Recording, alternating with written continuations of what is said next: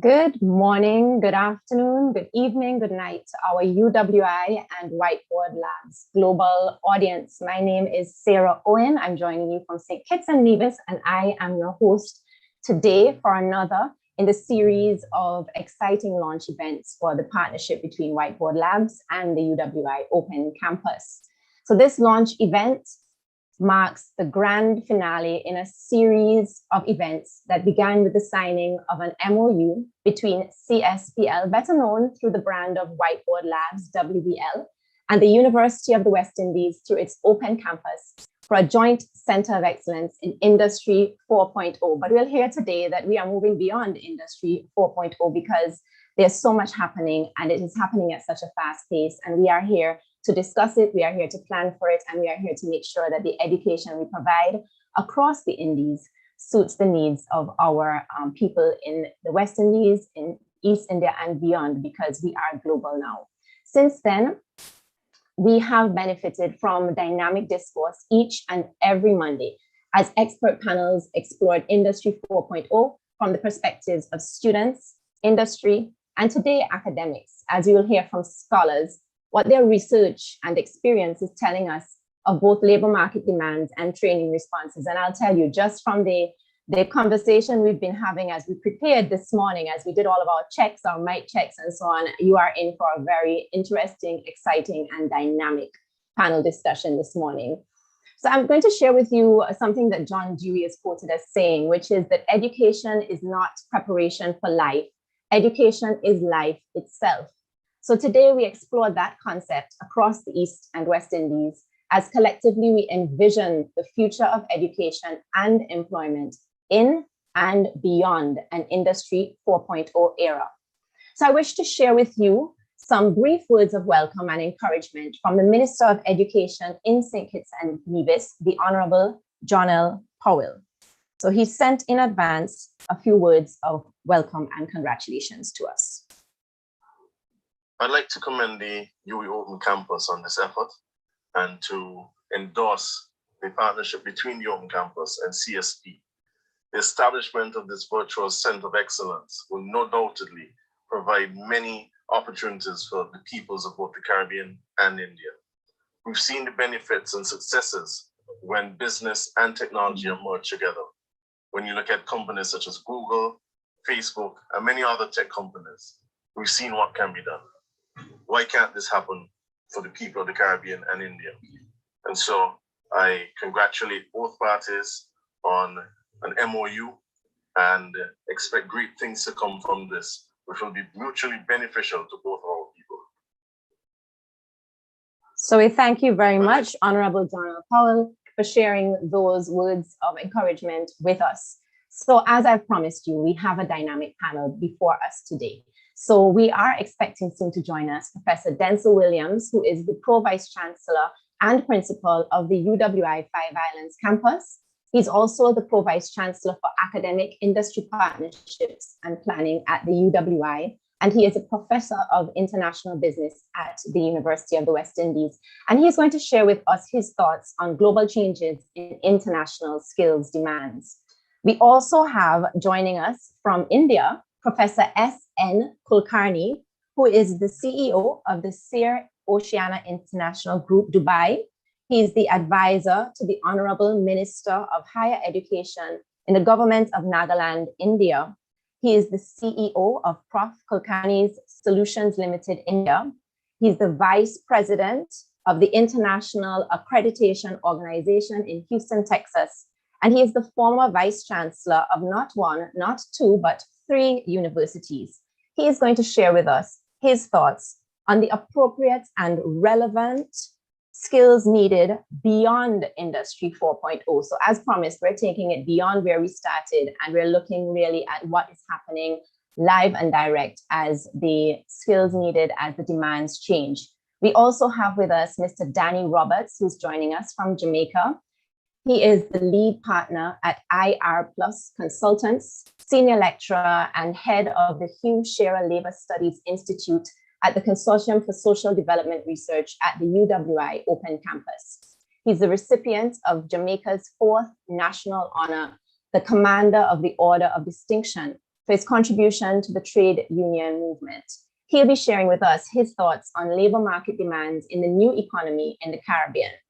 And last but by no means least, our good friend, Professor S.P. Singh, who is the principal of St. John's College, Agra. He has been a resource person in various national and international conferences.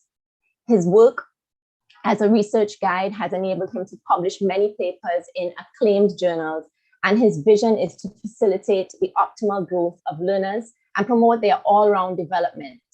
He'll be sharing with us his thoughts on the responses to the new training needs by universities in India, specifically looking at the St. John's College experience. So we're going to jump right into it.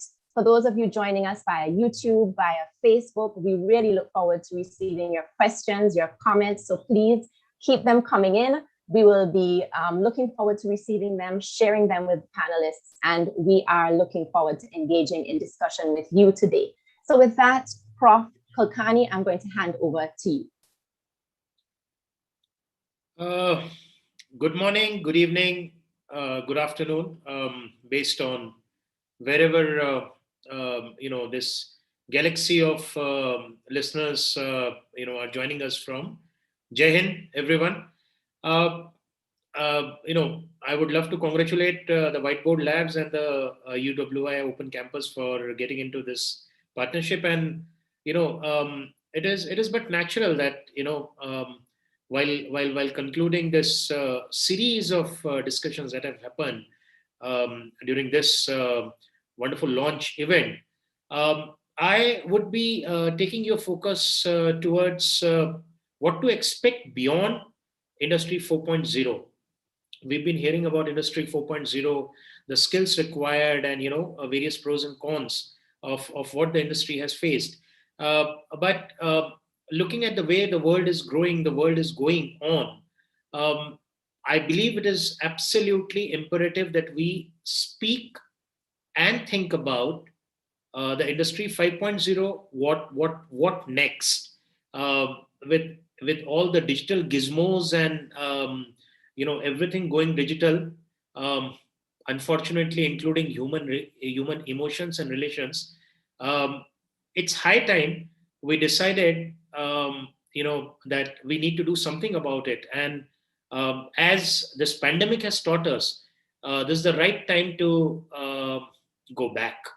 Go back to everything. I'm happy to join all of you over here from Dubai, which apparently is considered to be one of the safest countries in the world, safest cities in the world right now in this pandemic. And that brings me to the basis of what we look at beyond Industry 4.0. So we are looking at a sustainable, a human-centric, a resilient industry. That is what we are looking at Industry 5.0, beyond 4.0. Isn't it surprising? So what basically we understand is the focus has to shift from a shareholder's profit to a stakeholder's profit. So here we are not just talking about the money a shareholder earns. We are not talking about the tweet that one great guy who runs the Tesla, he comes up with a tweet and the cryptocurrency goes up and down like the swing bowling of probably Alan Donald of my times. Here we are talking about a more human-centric approach. I'm going to say that once again. We are looking at a sustainable world, sustainable industry. We are looking at a resilient industry. We are looking at a human-centric industry. What it basically means is the well-being of the workers, the well-being of the actual stakeholders of the industry is what is going to be looked at. And we are not just going to look at the shareholders' profits, what shareholders would be getting, which means the industry is going to be equipped to finally give back to the society. We are working at a complete circle. We are going back a complete circle from where we started. So the society needed innovations, the society needed technology, the industries came in, the technologies came in, the innovations came in, the human values, the human requirements started going down. We got into artificial intelligence, we got into artificial neural networks, we got into virtual reality, we got into augmented reality. Skills for industry 4.0. We got into data mining, we got into big data, and then we started realizing, wow, there are robos. We've got robo cafes now. So if I need a cappuccino, a robo will actually prepare everything and even serve it on a beautiful plate. Where are the human beings gone? Where are they? So what is beyond industry 4.0 is the human touch, the human centric touch. We need the human beings back.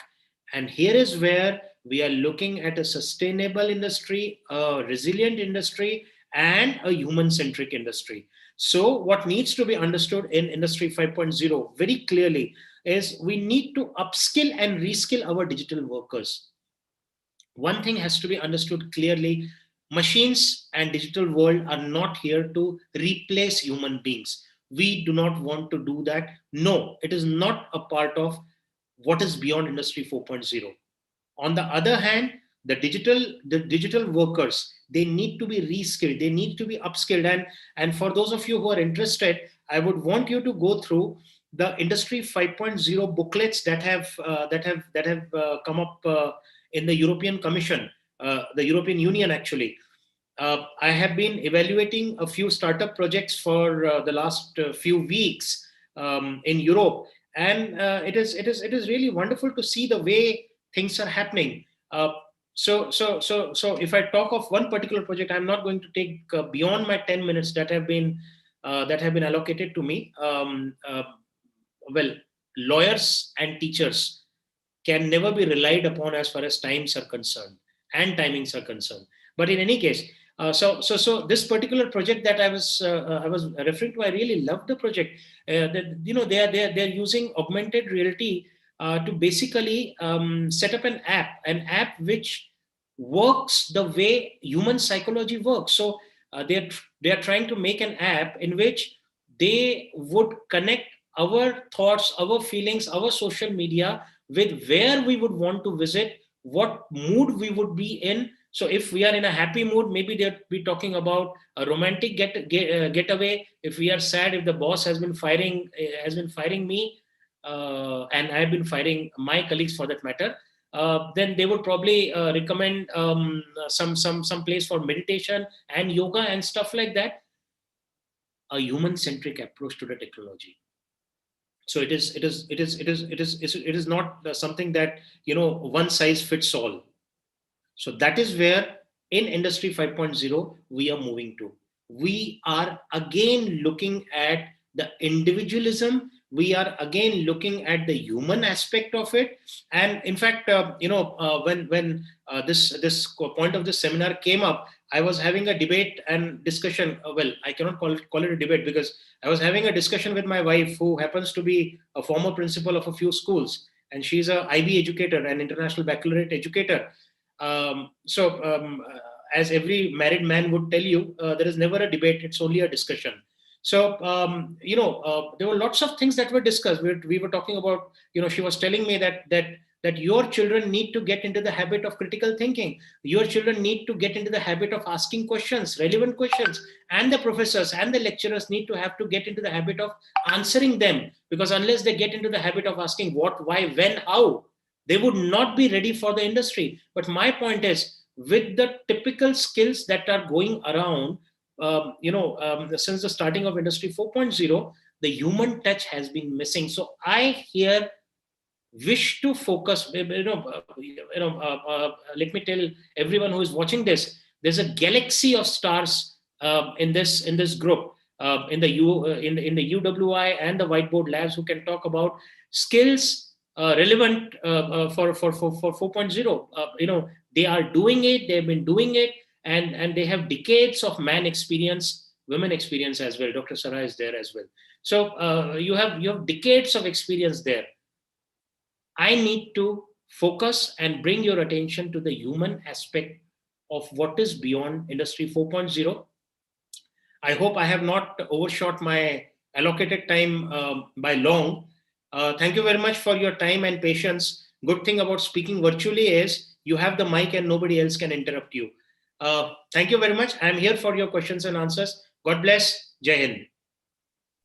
Thank you so much, Prof. Kulkarni. That was, I'm particularly excited about what you shared, because very often when we talk about Industry 4.0, our proclivity is to talk about the technology and what's happening in terms of, as you say, bots, and what's happening in terms of AI. But as we continue to emerge and evolve, it's so important that we pay attention to the socio-emotional skills, the resilience, the vulnerability, and all of these other components of what makes us human and what makes us effective in any particular industry, in any particular market. So I really like where you went with that. I think that was an excellent start. And it's very much in keeping with how we started our collaborations with Whiteboard Labs at the UWI Open Campus, where we were really looking at exploring these concepts in that very same way, those skills that are with us still, that are so important to the continuation of our industries as we evolve and as we include more and more technology. So we have Prof. Williams here with us now, and he is going to share with us a few thoughts on global changes in international skills demands. PVC Williams, are you hearing us well? We're seeing you. Okay, good morning, colleagues, good morning. Good morning. Everyone is hearing me well? We're hearing you very well, and we are live on YouTube, Facebook, and very excited to hear what you have to share with us this morning. Okay, very well. Good morning and welcome, and thank you so much again. Sorry for the mix-up as well in time, but I'm happy to be here. So thank you so much. Yes. Do I have the opportunity to share my slides or no? I'm sure we can make that happen for you. Please go ahead. Okay, I would just like to make a few comments on the topic with some slides attached. So I would like to just share that with my colleagues. Yes. Yep. Please go right ahead. Okay, great. All righty. So.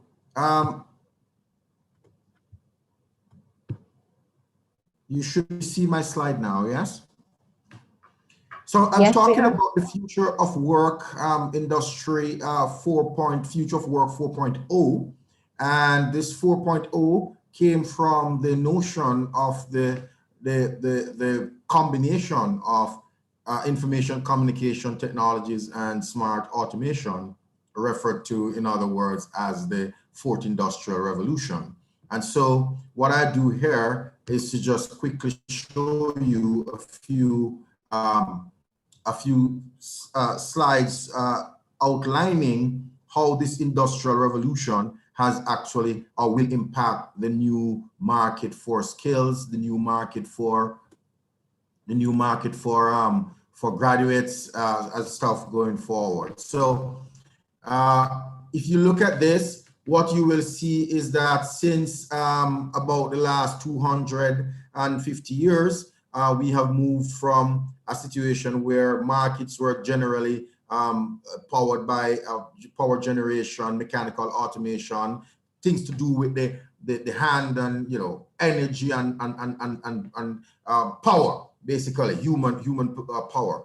And then as we graduate through the stages of those industrial revolution, where the quality of life and engineering sciences was really the main thing, we moved up to 2015 thereabout, roughly in the last I would say 10 to 15 years. What you would have seen is that we have moved from a situation where it was just about human ability to power things to one where it is now using the brain. So instead of using, I think they call it brawn, we're now using the brain. And it's really more about how we combine information communication technologies with things like artificial intelligence, etc., smart automation. So if you look at the spectrum, you have seen how we have moved from the days of a steam engine to the conveyor belt, and then to the place where we had general computer and electronic automation, using our computers to do various things, to now moving from the computer, we're using things like artificial intelligence now to get things done. So we're more into the cyber physical system rather than the hard physical system of the computer. And so that in and of itself has transformed the way industry has actually worked. And so what you would have seen is that because of this change in how the industrial structure has worked since the last 250 years or so, what you would have seen is that there is a demand for a different kinds of jobs and a decline in some existing jobs that you have seen. So if you think about it, from the days of the steam engine going through the conveyor belt, if you understand how those things work, you would need people to like be assembling a plant and putting things together. So you need things like team assemblers. In those days, you would need things like cashiers because you were using the computer in its hardware form. You needed bookkeeping and accounting and auditing people because, again, while the computer was there to provide support on the typewriter and those kinds of things, you still needed human energy to do it. You needed data entry peers and all those people to put the data into the computer to do what is necessary. Now that we have moved from that space, and we are now into the cyber automation, smart automation space, as I said, we're on AI, augmented reality and all those things, where they can now literally do the work of a cashier, of a data entry clerk. You know, you can go to the supermarket these days and you don't really need a cashier anymore to be putting in your to be logging in the cost of your goods. You just scan them over the machine and you put it down. You put in your credit card or you put in your cash, even you get back your change. So you don't need a cashier anymore. So what you would have seen is that there are a significant number of jobs that were declining as a result of this emergence to automation and smart automation and information and communication technologies. And what you're seeing now is there is an emergence of some critical jobs that is going to be needed to power that kind of industrial revolution that you're seeing. So what you're generally going to be seeing going forward is big data architecture becoming a big thing right now, because what is happening now that you scan everything, you put your password in everything, you're working with the computer and you're working in cyberspace. Almost every single thing that you do is now logged somewhere. And as a result of that, it gives you a significant amount of data that you can now use in order to make decisions. So you go to Walmart and you buy a Gatorade. Then after you buy that Gatorade in Walmart and you use your credit card company logs it that you went to Walmart and bought a Gatorade. Then after you do the Gatorade, you use your credit card maybe at the gym to pay for your exercises. And then from there, you may use it at Burger King. So they will look at that data pattern and say, for the past 5 months, this is how Denzel Williams or Sarah Owen has been operating in terms of their spending pattern. They buy a Gatorade, they will now go to the gym, then they will eat a burger after. So what you will now have is that they will take that data, analyze the spending pattern, and then say, well, we can target Denzel Williams for Gatorade in terms of our advertisement. We can target Denzel Williams for a burger at maybe 10 or 12 a.m. in the day, because that's when he eats his burger. And so big data now become a very important thing. It tells you what you need to, how you can target your customers, what your customer preferences are, and stuff like that. We can use to target our students to see what is it that they're reading, what kind of course material we need to push to them. All kinds of various permutation happen. So big data analysis is going to be a big part of the future going forward, because there are tons of data around. And this is what is so useful, that once you easily log, you don't even have to have the data entry clerk anymore, because everything now comes with a code and a batch and what have you. You just swipe it over a barcode and all of that data is there. We need automation technicians. We need renewable energy engineers. That is also going to be a big thing, because green is also big. And as you would recognize, the Terracotta was just launched a few years ago in Davos by Prince Charles and his team. And from that Terracotta, what you will recognize is that the greening of the earth is going to be a big thing. It's a charter, the Earth Charter, for the next 50 years or so. So you need to see how we are going to use those kind of resources to continue the greening of the earth. So you're going to need a lot of experts in areas like those. Organizational development specialists. Again, organizations are changing, so you need to have people who are understanding the changes that they're going through, because as I showed you before from my first slide, from the days of the conveyor of the steam engine right up to cyber world that we're operating now. When you have organizations operating in different realms, then your organizational design has to be more agile to reflect the kinds of industry that you're operating in. So you need skills in those areas. New technology specialists, you're going to need skills in that area. Administrators in information technology, digital transformation specialists. Big issue. This issue of digital transformation is seen as a major project now that major organization, even our own university, is now going through. But digital transformation is not just about the hardware. It's going to conjure up a lot of things. It's also about the changing of the mindset, changing of your business systems, your processes, but also changing of the mindset of your employees so that they can now see the more to operate in a more agile way. So digital transformation specialist is not going to be just your IT guy or your CIO, but it's going to have a combination of people from the HR side, from the technology side, from the culture side. All of those are going to come together, and they're going to know, say, how is it that you transform your business processes, transform your organizational design in order to reflect the new realities that you're operating in. Digital transformation projects are big. There's a large amount of spend on these kinds of things, and people are now looking at how these can actually become a cost driver, a cost saver, in your industry. Data analysts, again, we talked about the issue of big data and how these things. So these are some emerging skills that you're now seeing in the job market compared to the skills that are declining. So I looked at the World Economic Forum Davos report, thinking about towards reskilling revolution, and it made some important point about the future skills that will be required in the new world.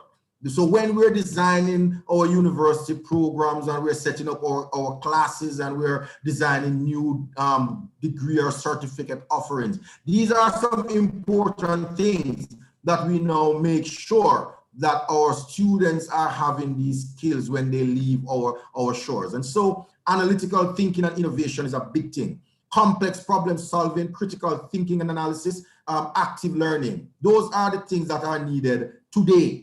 Reasoning, problem solving, ideation, influence and coordination, time management is key, because now you're going to have so many things to do. Most of you here would have been, in very senior positions in your organization, and by the time you sit at your desk one morning, everything that you possibly planned would have changed, and you have to do something different. So, you have to have proper time management skill, but your day has changed, but the tasks that you were supposed to do still remain.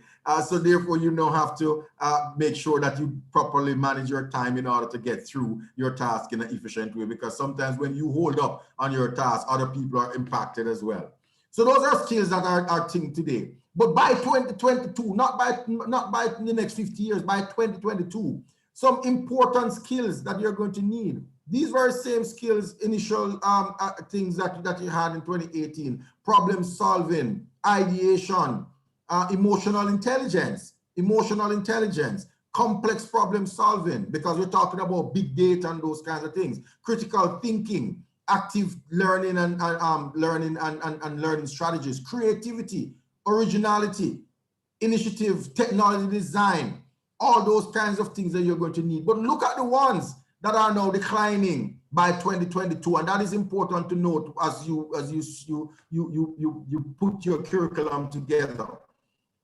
Dexterity and endurance. So what I was saying earlier, physical strength is not really the major thing is going to be required going forward.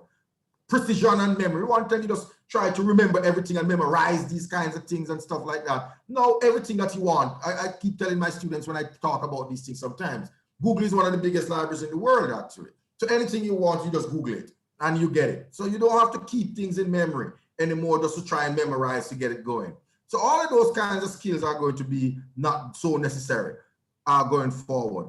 It's just to do with active listening and stuff like that, quality control and safety features, coordination and time management, visual auditory skills and speech and stuff. These are some of the skills that are going to be, that are declining by 2022. So what you now need are the new skills that are coming in 2022 and beyond, based on the World Economic Forum data here. But critically, I just need to point out, I mean, the list is there, you can look at those, but critically, what we need to point out are two things. The issue of emotional intelligence. I think that is so key, because what you're going to be seeing now is that you're working in cross-cultural teams with different persons from different backgrounds, with different cultural diversity and stuff. You have to be emotionally intelligent to better appreciate and understand how you bring the team together and making sure that a team actually produces. So a lot of your time will have to be spent in managing how you manage team dynamics. And that is why that is such an important set of skills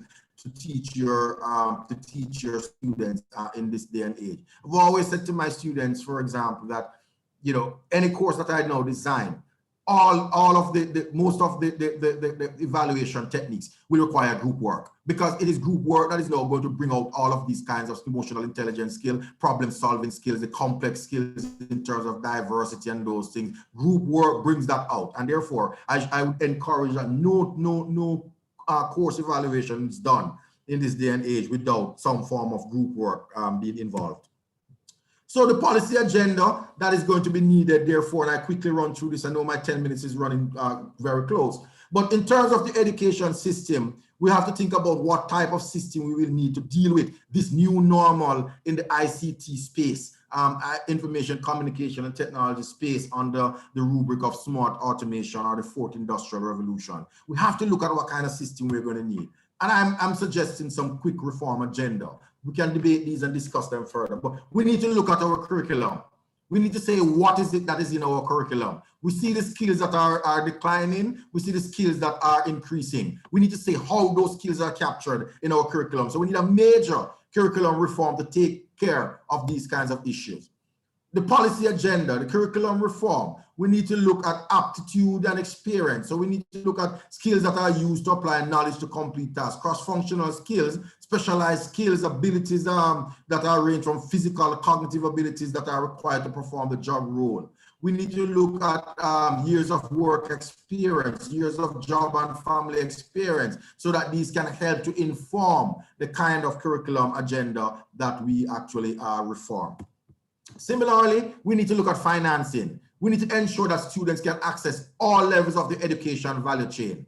There is an unsettling debate that now goes on in some policy circles about making a choice between primary, secondary education and tertiary education. I will submit in this forum that I think is a very dangerous debate to have. I think the debate ought to be, how do we fund all levels of the education value chain, rather than how we fund one portion versus another portion. So what we need to do is to say, listen, we need to look at funding education in its entirety so that we can give access to people at all levels. The reason being, simply, if you focus on primary, tertiary, and preschool, very important as those are, what they will do, they produce highly numerate, highly literate people. But a lot of these new skills that I just pointed out to you, that we're going to be needing, emotional intelligence, diversity, team building, all of those high cognitive skills, you get them when you move to post-secondary education, or you develop them even stronger when you move to post-secondary education. So to leave it at primary and secondary education, what you're going to do is to produce a lot of literate people, but people who are not fit for the new age that you're operating in. And that's a dangerous thing to do if policymakers are going to make a choice between funding primary, secondary, and tertiary education. Dangerous thing to do. So we need to look at how we deal with that, okay?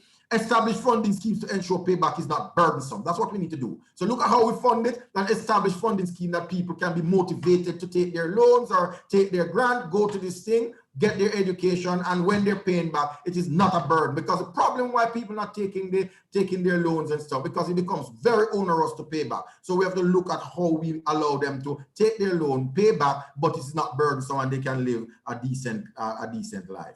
So, ladies and gentlemen, I am saying to you that what we need is a development agenda that should ensure no child is left behind. No child is left behind in Industry 4.0. It requires leadership to implement the plan. Leaders will have to be emotionally intelligent, technical management skills, global thinking, and the embrace of technology. These are skills that leadership will now need to have in order to perpetuate the kind of reform that is needed in the space, so that we can have our workforce ready for Industry 4.0. So I'm going to stop there. I know my 10 minutes is really up, so I will really welcome any questions or any thoughts on this. Thank you. All right, thank you so much, Prof. Williams. You have given us a lot to think about, and I really value all of the research that you did in preparing for this panel discussion this morning. And you started off talking a lot about the data and the technical skills that are required, and you ended up in a very similar place to where Prof. Kulkarni started, which was going back to that human element and those types of cognitive skills that will be required, and those types of leadership skills that will be required if we're going to do what we need to do as it relates to the technology and the shifts that we're seeing in industry. So the way that we're going to take this conversation forward is that I am going to invite Danny Roberts to share with us a bit on labor market demands in the new economy in the Caribbean. Then we'll hear from Prof. Singh. And I know that this discussion is going to be extremely dynamic. I don't know how we're going to contain it in an hour, because there is so much already that is bubbling up in terms of the dialogue, the debate. So I really like that you've included a challenge in your presentation to us, Prof. Williams, as well. So I hope you can stay with us. I know that you're very busy, and I hope that you can stay with us for that debate and discussion component that's coming right up. So Mr. Roberts, I will now hand over to you to hear what you have to share with us as it relates to the labor market demands in the new economy of the Caribbean. Thank you, Susan. Good morning, good afternoon, good evening, everybody. Are you seeing my screen? Yes, we're seeing. Okay, all right. So let me begin.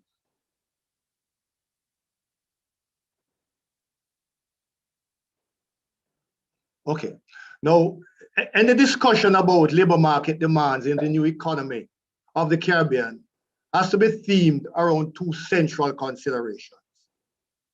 The first is to be able to identify the kinds of job demands that a technologically driven, advanced world is designing for the future of work.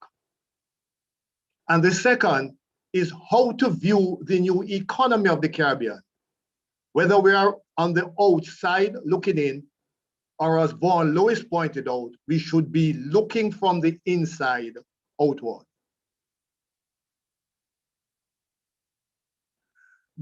Both considerations are, of course, are as important as they are symbiotic, because the new economy must be driven by considerations of social, cultural, structural, and institutional arrangements that meet the primary objectives of the region's development paradigm. That is to say, it must be defined by sustained economic growth, equitable distribution of wealth, social justice, a decent working environment, and a safe and secure polity. Research has shown us that every crisis in the last 100 years, however, has had its greatest impact on the labor market. And in the Caribbean, these crises are seen as both cause and consequence. In the first place, the structural and institutional effects of regional labor markets has made Caribbean economies much more vulnerable and susceptible to the vicissitudes of global crises. And the consequence of that is that there is a prolonged period of recovery from these crises, precisely because of the structural weaknesses and vulnerabilities that are associated with our labor market. And these structural and institutional deficiencies are an inheritance of our colonial past, which we cannot ignore going forward. As the African proverb goes, if you don't know where you're going, remember where you came from. Now, what have been some of the challenges on Caribbean labor market, and how have we analyzed it? Research has been done by Caribbean scholars. Andrew Downs, Professor Andrew Downs from the University of the West Indies in 2006, published a paper on Caribbean labor market challenges and policies. And he identified a number of those problems as youth unemployment, the mismatch between the educational system and the needs of the labor market, the creation of jobs, low levels of productivity coupled with relatively high wages, the immigration of skilled labor from the region, etc. And Professor Downs went on to offer a number of solutions to these problems: educational and training reform, ensuring schemes, export promotion, greater social dialogue, revised labor legislations, and the development of a labor market information system. But in addition to the demographic and production changes that Professor Downs identified, he also spoke to what he calls the episodic events, referring not only to natural disasters, but a series of structural adjustment programs which have been introduced by multilateral lending agencies in the Caribbean over time. In fact, a 2004 working paper by the IMF on labor market issues in the Caribbean, scope to mobilize employment growth, pointed to similar structural and institutional weaknesses and focused solutions on, among other things, promoting social partnership to strengthen labor market institutions, revising labor laws, and addressing productivity growth. But what we know is that central to regional economic development has always been the question of integration. And as far back as 1947, in a conference held in Montego Bay called to discuss the issue of regional integration, former Premier and National Hero Norman Manley made the following exhortation. He says that I say here, we are all on a sea of world conditions, stormy and hazardous in the extreme, each huddled in some little craft of our own, some hardly having oars and only a few have accomplished a rudimentary sail to take them along. And here offered to us is a boat substantial, capable of being made self-worthy and ready to be manned by our captain and our own crew. If we don't leave our little boats and get into that larger vessel, which is able to carry us to the goal of our ambitions, then I say without hesitation that we're damned and purblind and history will condemn us. 6 decades thereafter, in an address to the Caribbean Congress of Labor in 2004 on the role of labor in promoting CARICOM single market and economy, former Barbadian Prime Minister Owen Arthur's declaration remained poignant even today, when he said that the concept of integration rests predominantly on the premise of the superior benefits that can be gained from a process of cooperative development. And it prescribes that perhaps the most viable course home to any and all Caribbean economies is to have our resources effectively pooled and our approaches to these uses effectively coordinated and harmonized so as to widen the scope and option for development available to any constituent member of the community, and to invest the community with an economic potential that is greater than the sum of its constituents. So the challenge facing the English-speaking Caribbean remains the same, because the precursor to globalization, which was colonialism, had in fact integrated our economies under its hegemonic rule into one single arrangement. We know that there have been nationalist movements across the region during that time of the 30s and 40s, but that led to the institution of the British divide and rule policy to quote unquote release us into what Norman Manley now calls the little crafts of our own. But it is important for us to note that even then, the period of the 30s, 40s, and 50s, in that march to self-government and political independence, that the call for regional integration deepened among the anti-colonial campaigners. Today, the call for regional integration seems somewhat subdued among the post-independent leadership, particularly since the turn of the 21st century. And the great irony in that is that the commitment to Caribbean integration is now being questioned at a time when globalism and a more recent wave of regionalization elsewhere have taken on a new meaning in a post-Westphalian era. In fact, scholars in an edited work on the globalism and the new regionalism in 2020 argued that regionalism over the last decade has taken on new meaning, and that the regional frame represents one way of understanding the emerging global structure. The Caribbean and Latin America, it is said, is becoming North Americanized, even as the global dynamics are shifting, with Richard Bernal's reference to China's global redimensioning as representing the entrance of the dragon in the Caribbean. Some 2 decades ago, CARICOM Secretariat on the Caribbean Development Bank organized a conference of scholars, policymakers, private sector, and NGO representatives to discuss the question of the Caribbean in the 21st century. No labor representative took part in that conference. And except for former Jamaican Prime Minister, the Honorable P.J. Patterson's presentation on mobilizing human resources in support of Caribbean development, no other presenter addressed directly the issue of the labor market. In fact, in talking about the way forward at the conclusion of the conference, former University of the West Indies Vice Chancellor, Professor Rex Telford, observed that charting the future demanded a sense of urgency.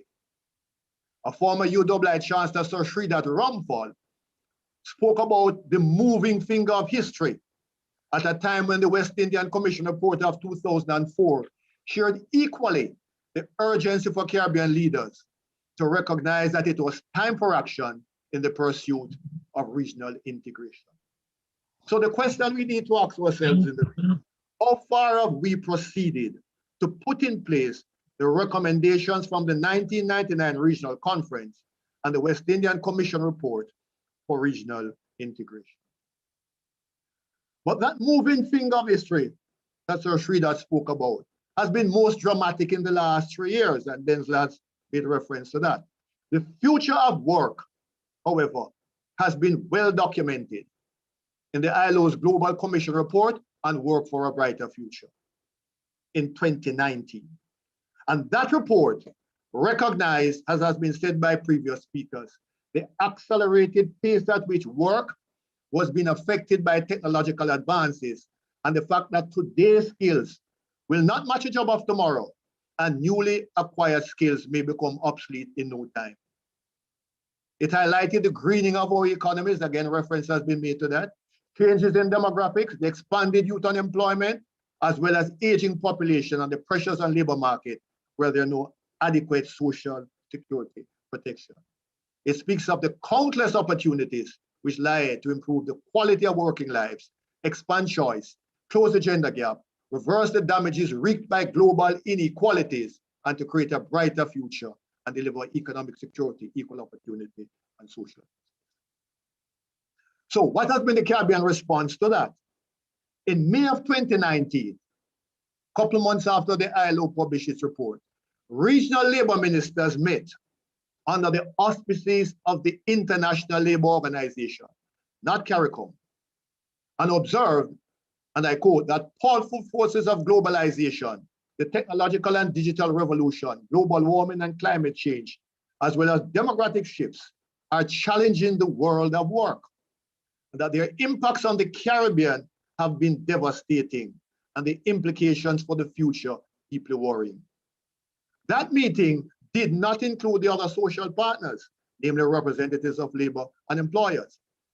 But the labor ministers agreed on 4 overarching recommendations to guide Caribbean countries towards achieving a sustainable development and meet the expectations of the future of work. And what were those recommendations? Explore new jobs and decent work opportunity. And these new jobs would arise in the digital and care sector, as well as the green and blue economies. Adapting institutions of work that take into account the emerging forms of employment and to factor in the importance of the digital care, green and blue economy. Articulating a new social contract arrangement, promoting the use of social dialogue to achieve social justice and social cohesion. And achieving labor cooperation through the ILO Decent Work Country Program to meet the Sustainable Development Goals of the UN.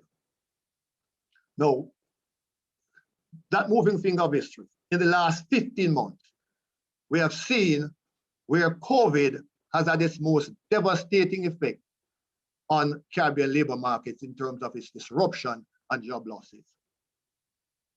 And even although a recent ILO publication on COVID-19 and the English and Dutch-speaking labor markets, a rapid assessment of impact and policy response at the end of the third quarter 2020, have indicated that there are signs of a slower recovery in the regional labor market. The Economic Commission of Latin America and the Caribbean, in its May 11, 2020 special report on financing for development in the era of COVID-19 and beyond, have said that that recovery will have no positive impact on reducing poverty, as poverty is expected to rise because of the constraints and capital accumulation, which will hamper sustainable economic growth and significantly affect employment. So that the persistent poverty is compelled by those structural and institutional weaknesses Professor Down spoke about, and that has been magnified under COVID. But the region, to varying degrees, also face other pre-existing conditions, which have been identified by the ILO as prolonging the recovery period. And they are to be found in economies with greater dependency on the service sector, higher levels of informality, and weak safeguards against termination of employment. So, in reconfiguring a new Caribbean economy to meet a more robust and sustained economic recovery post-COVID, goes well beyond the task of simply identifying the future jobs for the regional labor market. As important as that is, CARICOM leaders must now ensure that robust policy measures are put in place to address a number of issues. One, to address the structural and institutional weaknesses facing the labor market, which have been shaped by an earlier, more open form of global hegemony. Two, to examine and determine the full extent and benefit of a CARICOM single market and economy and the imperatives of a post-COVID regional thrust to deal with two very important things. One, the looming wave of sovereign default, which is threatening small island developing states, as set out in the April 12, 2021 UNCTAD article on small island developing states. And two, coming out of this crisis, the payback for our historical contribution to European development, as expressed in a recent call by University of the West Indies Vice Chancellor, Sir Hilary Beckles, as a matter of urgency. And it is important to note that outside of the ILO, other global institutions, inspired in principle by the Washington Consensus and the promotion of free market policies, including structural adjustment programs, have all been predictable in their assertion that in fact and indeed, the region must protect through policy measures its most vulnerable and introduce policy prescriptions that secure the income of the workers and reduce disparity.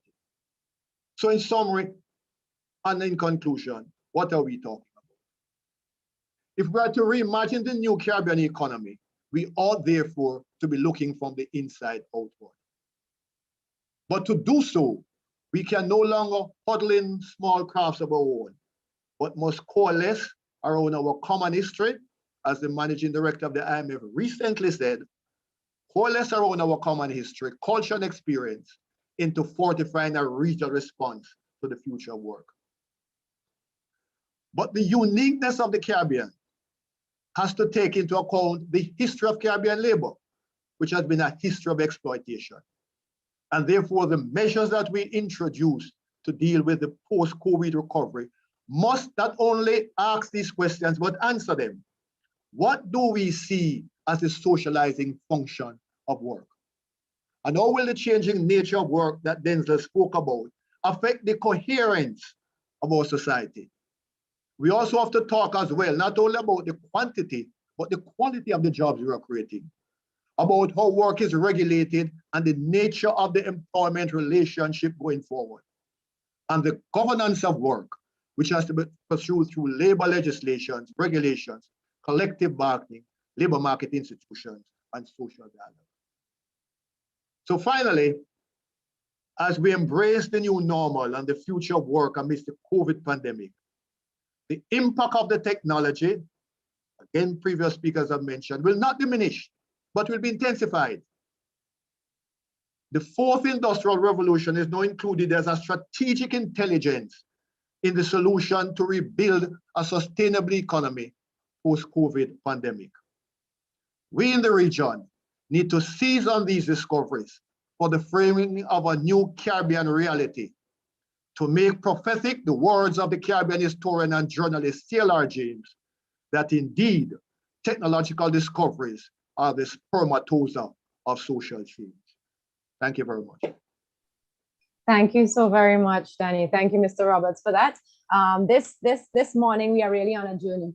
So we are on a journey that is really showing us how important, when we consider any revolution, any industrial evolution, that we are looking at an ecosystem really, as it relates to the training, as it relates to the demands, but really, and very importantly, as it relates to the history, so that we can make sure that whatever we do is contextualized within that reality and that lived experience as well. So we really value the discussion that we're having here today. Every speaker thus far has given us a lot of food for thought. And we still have Prof. S.P. Singh, who is joining us from India, and he is going to share with us a bit on the responses to new training needs by universities in India and the St. John's College experience. So we just heard from Mr. Roberts, sorry, quite a bit about what's happening in the Caribbean and the historical context, bringing it from pre-independence times to now. And now we'll hear from Prof. Singh as it relates to specifically within his context at his University St. John's in Agra, what is happening as it relates to Industry 4.0 and training. Prof. Singh, over to you. Thank you, Dr. Susan. I really take this opportunity to congratulate University of West Indies and Whiteboard Labs for the partnership and for creating this platform. Right at the outset, I would like to set the stage by making an observation, which was made by our Buckminster Fuller way back in 1982. He observed a very interesting trend. He said that until 1900, knowledge doubled in every 100 years. In 1945, that is towards the close of the middle of 20th century, the pace of doubling of knowledge accelerated, and it started doubling in every 25 years.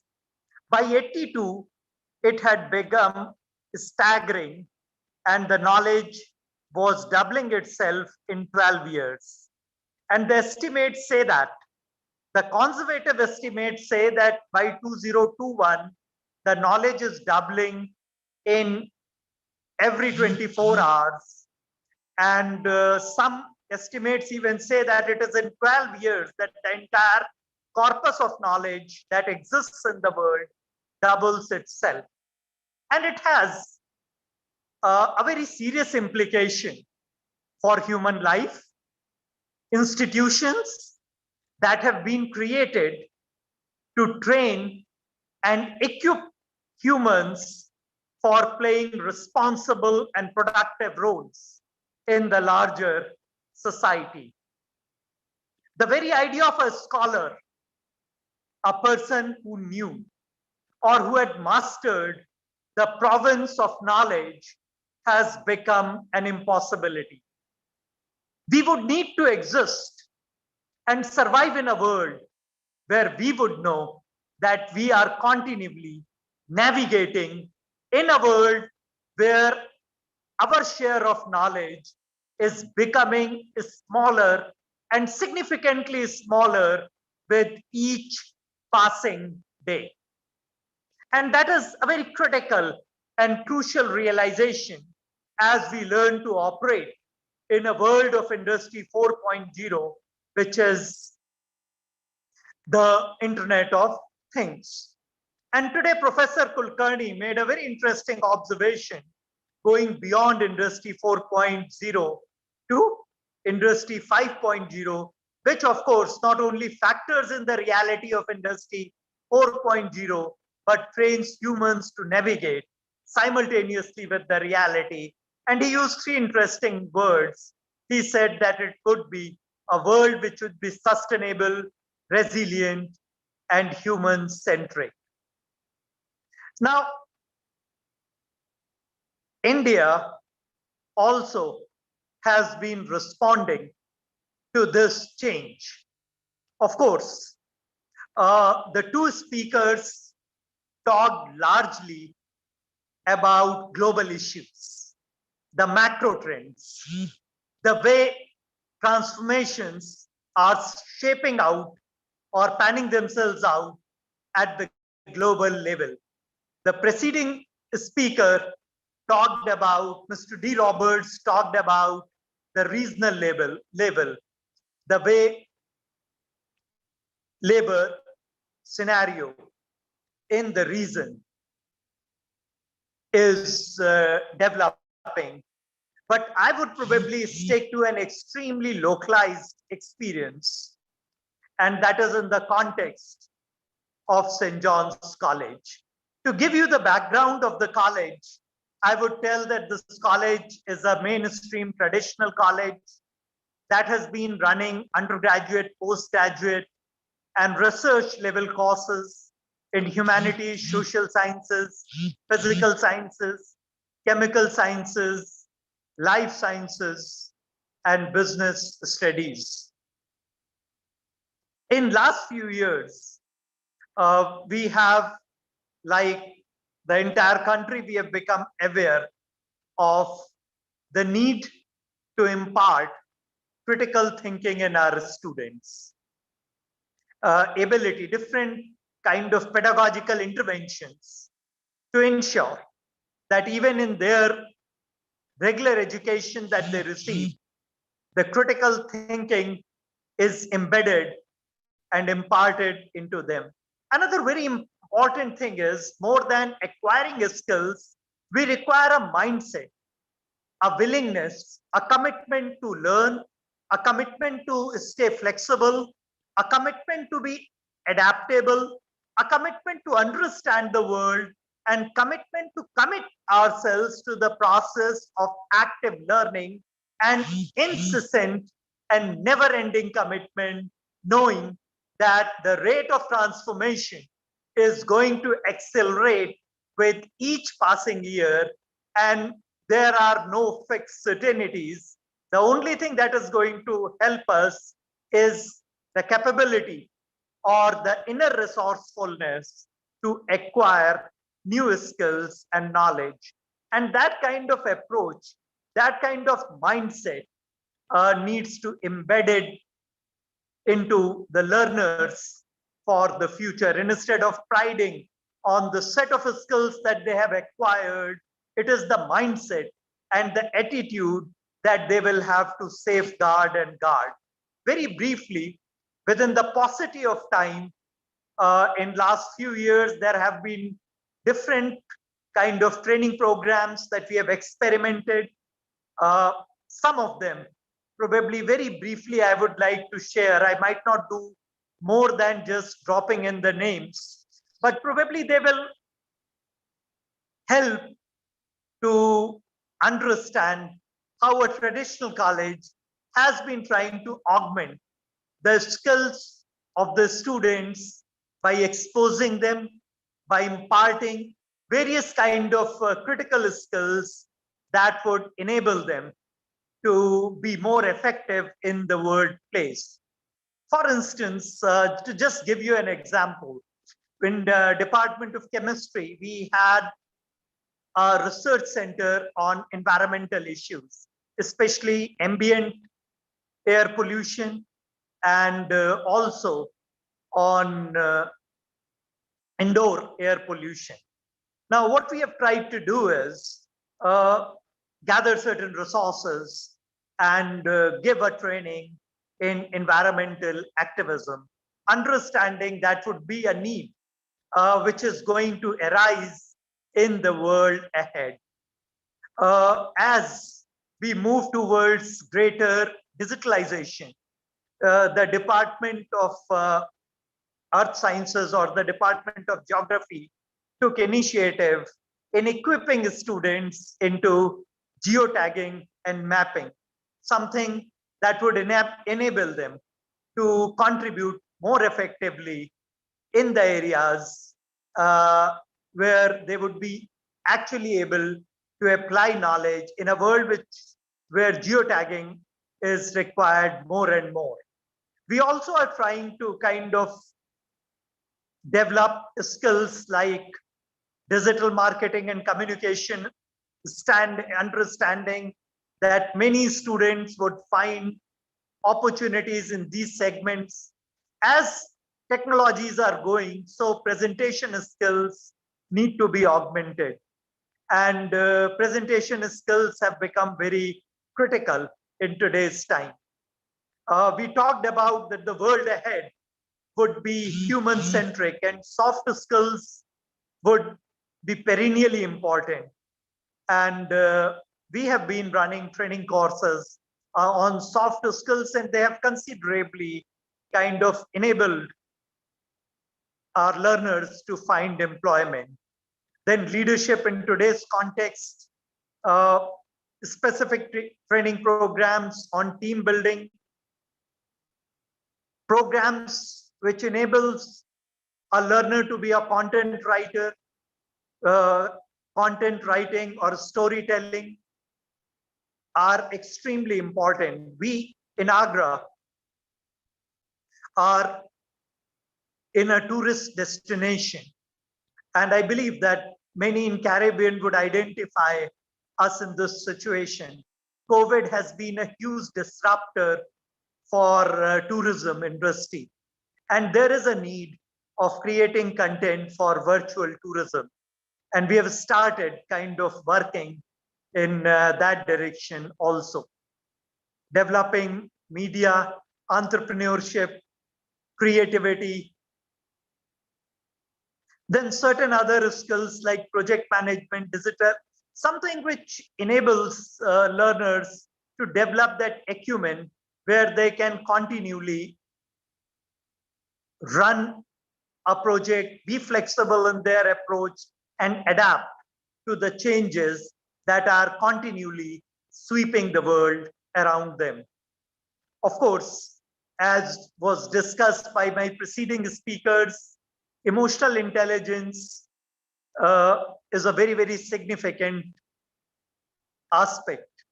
And probably we require our learners to be emotionally resilient for Industry 4.0 and Industry 5.0, with the kind of changes that they would inevitably bring amidst us would require a very resilient approach to life.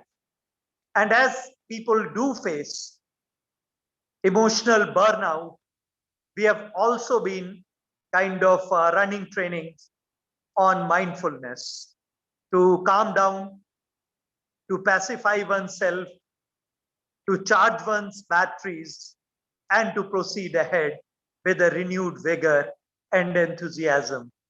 So these were some of the training programs which, along with certain industry partners, Whiteboard Lab is also partnering with us in some of these training programs. And we have kind of been trying to develop portfolio of training programs depending on the requirement, the proclivities, and need identification that we receive from our industry survey. What is important is, probably since I've run out of my time, in summing up, I would just make what is more important is an attitude to continually reskill ourselves, to skill ourselves, to reskill ourselves, to be adaptable and flexible. And this need to be inculcated in the minds of learners, and that would enable them to go a long way. Thank you. Thank you so much, Professor Singh. We have come back to that really important thread in our discussion as it relates to resilience and the importance, Prof. Kulkarni, as you said to us in the very beginning of this discussion, that we must always be ready to retool, to upskill, and that kind of commitment to continuous learning that we have to really think of when we're looking at Industry 4.0 and beyond. We started actually with the and beyond, and we continued with the Industry 4.0 as we went along. Now, I think anybody who is tuned in, logged on, and listening to us can agree that we could spend an entire day, perhaps morning, but there's so much that we have really presented here. And we had a challenge from Prof. Kulkarni very early on as it relates to transitioning all of this great work we've been doing with our web jams with Whiteboard Labs and the UWI, with our launch events. And again, for those who tuned in a little late, just to share with you that this is our finale event. And there's more and more that we can do to make sure that we're transitioning this now into action. So we have the research before us today that can actually help us to springboard a lot of what we've been discussing into that action that needs to take place. We have already run beyond our hour in terms of our conversations. So I'm really keen just to hear a few comments as it relates to what we've discussed. I'm sure you've heard from each other some of the things that you'd want to kind of piggyback on, anything that you'd want to kind of challenge perhaps, or to expand on as we close out the panel this morning. Prof. Williams, I know that you have something that you have to go to immediately after this, or perhaps right now, but I'd like to challenge each of you to give us some closing comments and tell us how, just give us, if you can, in a snippet or in a summary, how do we create a modern ecosystem that balances the human element with the technology element? We spoke about the changing needs, the changing employment needs. We spoke a lot about, in a scary way, I think sometimes, big data and how much data is collected and how that informs a lot of what we do. Prof. Kulkarni spoke about the critical thinking skills that we need to have. Danny Roberts told us about the importance of knowing the history that informed the current labor market in which we operate. And Prof. Singh gave us a very specific look at what's happening in his university in Arni as well. So Prof. Williams, I'm going to start with you and ask you if you can just jump in and share with us anything that you want to close with, but also, you know, how do you think we can create this modern ecosystem? It's a balance, really, in my view, and in all that I've listened to this morning. Okay, thank you, Dr. Owens. Yes, I have to run off shortly, but thank you for that. So, and thank you for all the presenters as well, for all the wonderful thoughts that have been shared with by our colleagues. I would say, if I were to offer any closing summary comments, is that all of this really requires leadership. It requires leadership that has a particular mindset and a particular thinking to pull all of this together, because you'll have to take, as you correctly identified, you have to take the technical versus the soft issues, and you have to put them together in order to balance out what the future labor market would look like. And so it really requires leadership that will have that kind of eclecticness about how they think in terms of organizing their workforce.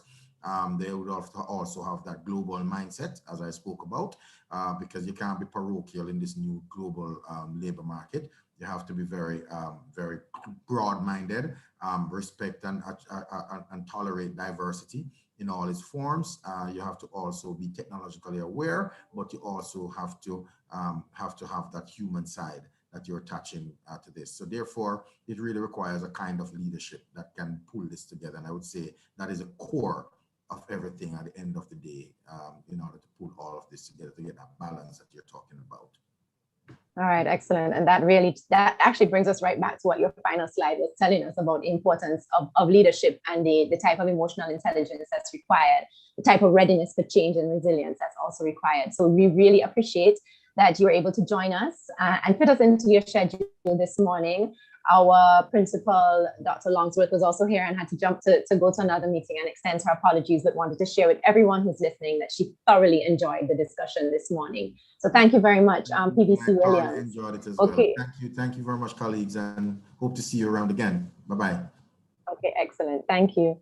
All right, so we're going to hop now to Prof. Kulkarni. What are some of your closing thoughts as you listen to all of the discussions this morning on this ecosystem we are challenged to create? Thank you, Professor Sarah, and thank you to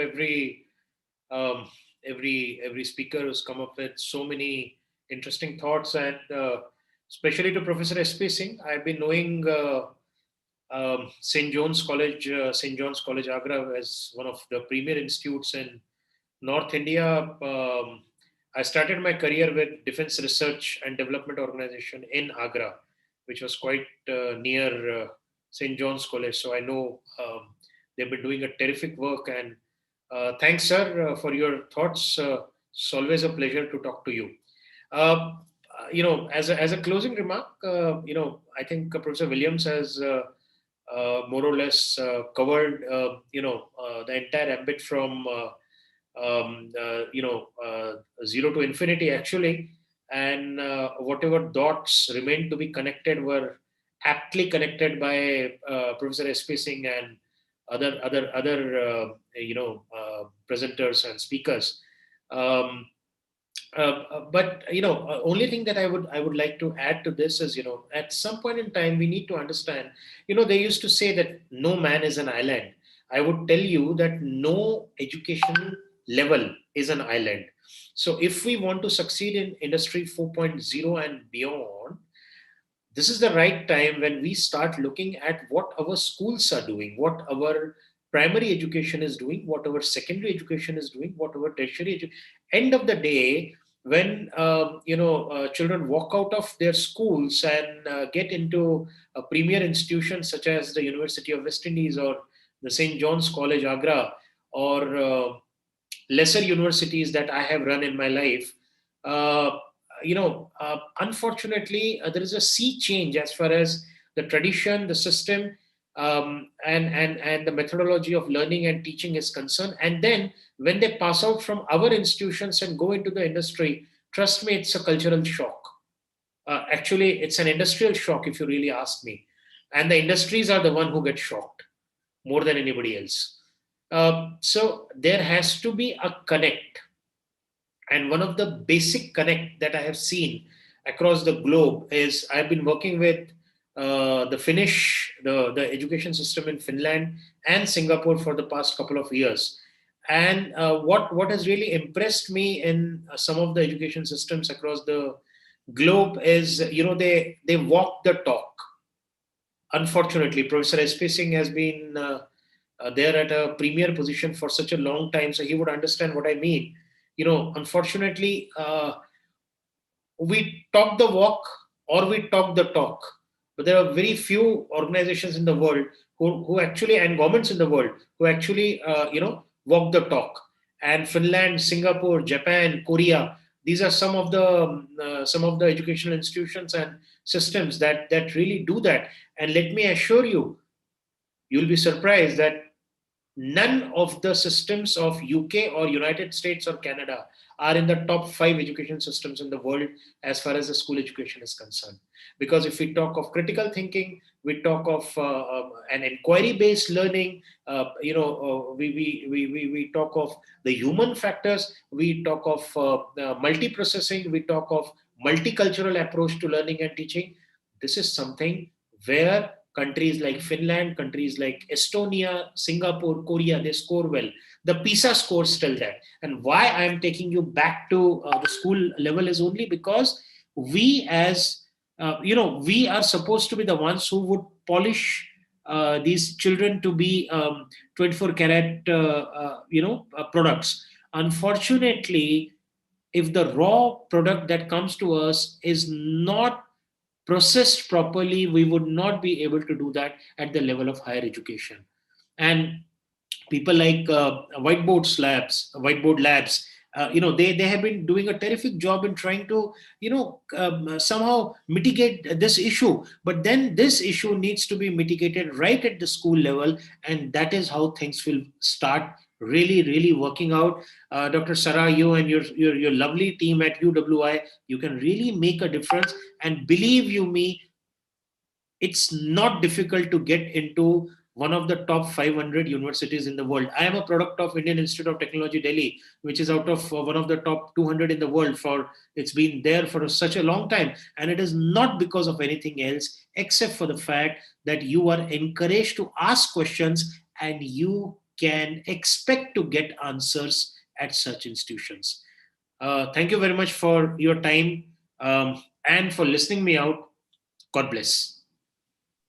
Thank you so much. Yes, and I like that you really took us deeper into the ecosystem. So not just from the employability skills, not just from what we're doing in higher education, but touching on something that PVC Williams said as well, that when we're looking at education, that we can't be looking or focusing solely on one area of education. We have to look holistically at preschool, primary school, secondary, coming all the way up, because that's really how we get the entire skilled human that is to emerge into the workplace. So thanks so much for that.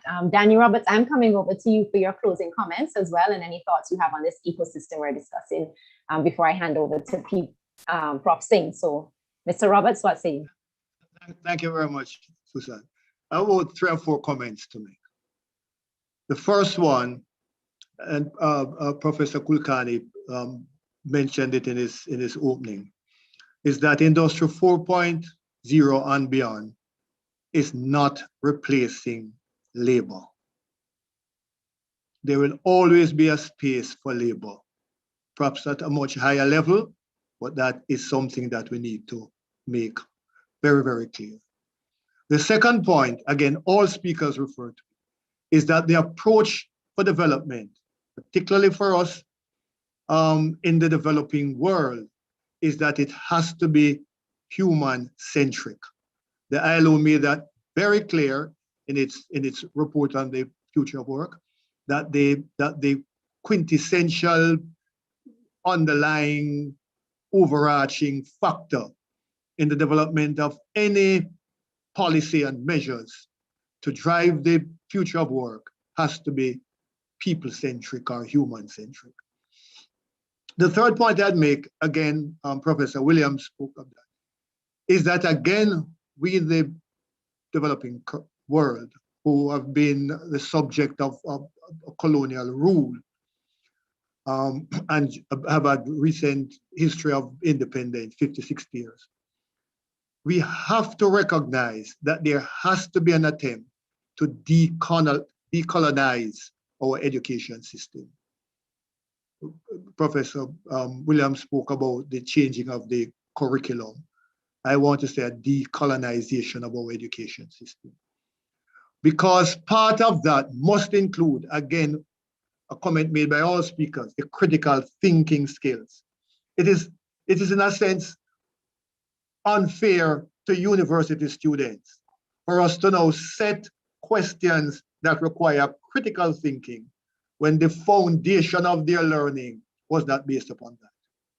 It puts them at a distinct disadvantage. And the final point I would make revolves around the question of leadership.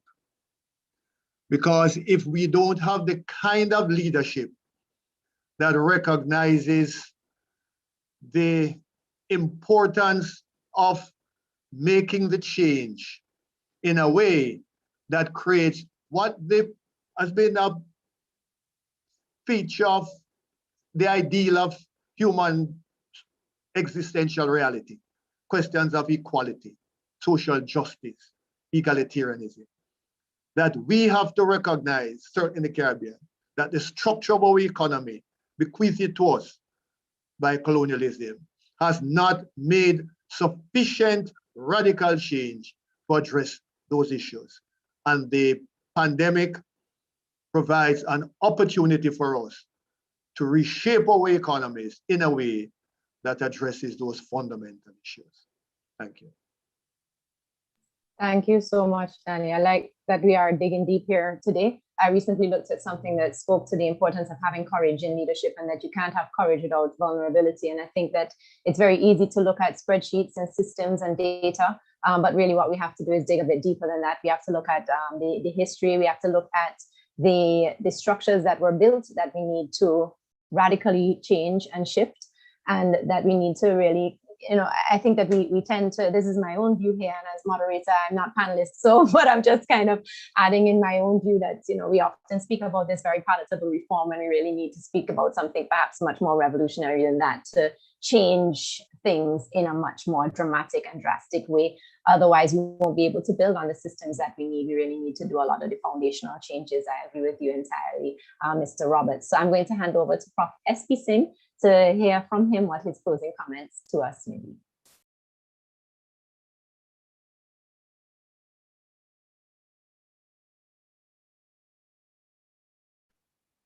Professor Williams has very aptly talked about the role of leadership in creating an ecosystem for transformation. And he also said that probably we needn't be scared of the rapid changes, for jobs are not going to become obsolete.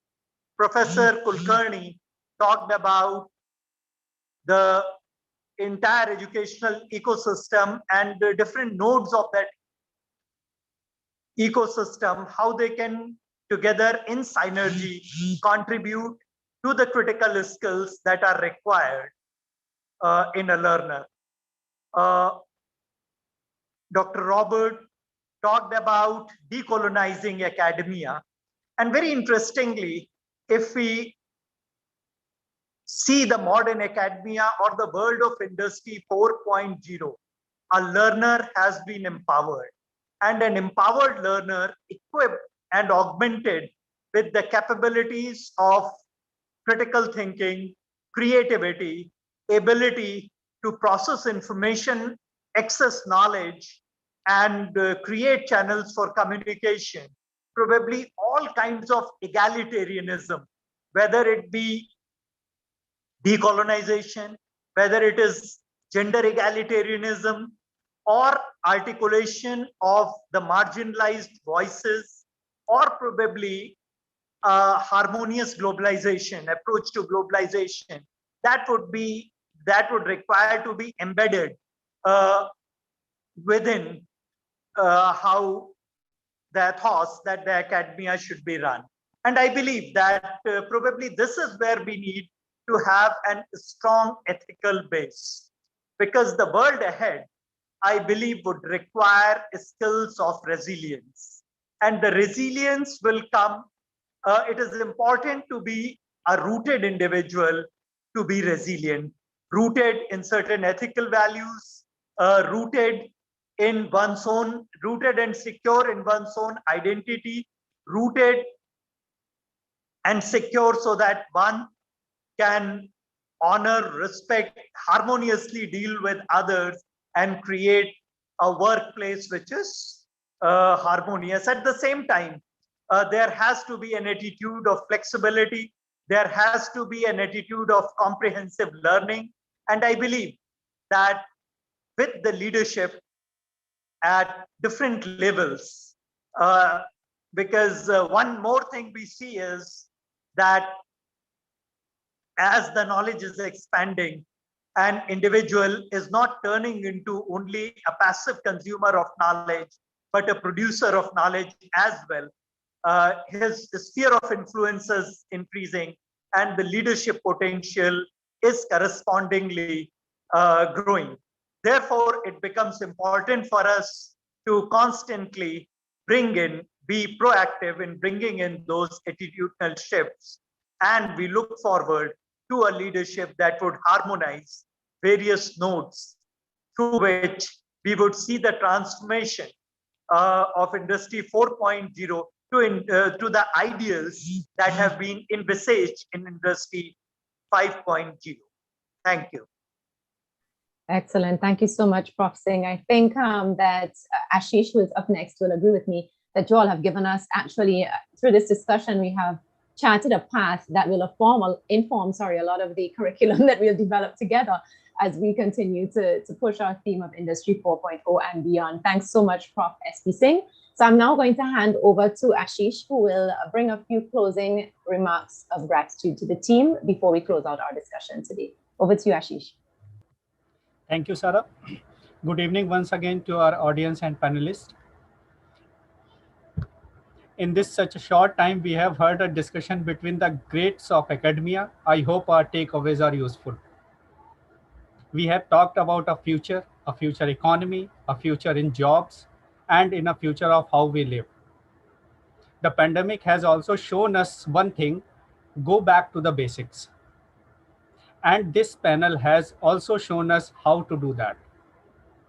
On behalf of Whiteboard Labs India and University of West Indies and the entire fraternity of the institution, first of all, I extend my most sincere thanks to Professor Williams, Dr. S.P. Singh, Mr. D. Roberts, and Professor S.N. Kulkarni. Thank you so much.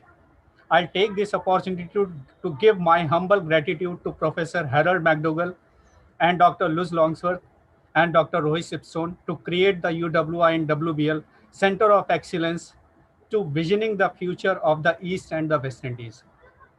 Our humble regards and thank you for the council members, including Mr. Shiv Tohan, Mr. Dinesh, Mr. Charles Maynard, Mr. Aditya Vidyasagar, Ms. Akshita Shukla, Dr. Safia Mohammed, and our UWI and WBL team, including Dr. Clevin Sam, Mr. Riaz Baldev, Ms. Anisha, Ms. Jody Grizel, Mr. Kevin, Ms. Shalini, Ms. Richa, Ms. Shobha, and my apologies if I missed any name. Moving forward, and in last, I'll conclude this event with my best regards and humble gratitude to Dr. Susan Sarah Owen for her great support to plan whether academia side or marketing planning side. She always extended her support and guidance unconditionally, always and all the time. Thank you so much, Sarah. We are all in a state of flux, but our teams are trained and ready to work with you to find a customized path for students, the workforce, companies, the organization to help chart the road ahead.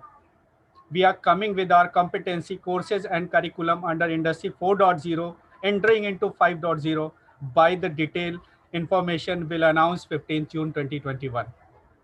Till then, leaving you all with a quote of Confucius, which I received from Dr. Susan Saravan. Education breeds confidence. Confidence breeds hope, and hope breeds peace. Till that, good night, good day. Thank you. Thank you so much, Ashish, and good night, good day, good morning to everyone. Watch this space. There'll be a lot more to come from Whiteboard Labs and the UWI as we continue our work in Industry 4.0 and beyond. Thank you so much, everybody.